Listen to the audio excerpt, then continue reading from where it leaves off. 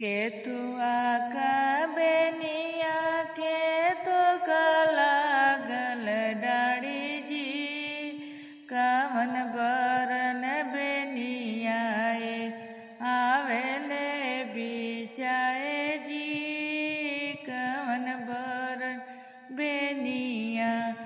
केतुआ का बेनिया के तो लागल डाड़ी जी, कवन बरन बेनियाए आवेले बिचाए जी, कवन बरन बेनिया। घर में से निकरे न दुल्हे कामन सिंह, कहू डोमिन बेनिया का मोला मोलवाई जी, कहू डोमिन बेनिया का।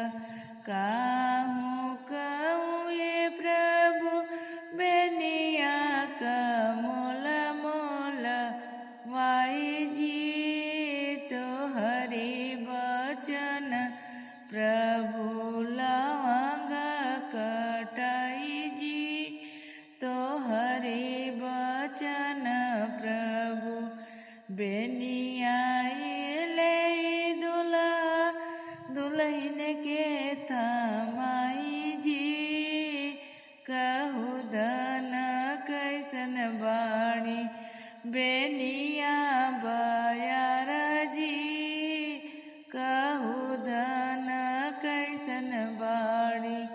कहू कहू ये प्रभु बेनिया बयार जी, माई बहिनी तोहरी बोली जे बोले जी, माई बहिनी तोहरी होखे दा बिहान धन लागे दा बजार जी, माई के बेचब तू रुकवा के हाथे जी, बहिनी के बेचब पठनमा के हाथे जी, बहिनी के बेचब माई के बेचले प्रभु होई बाया के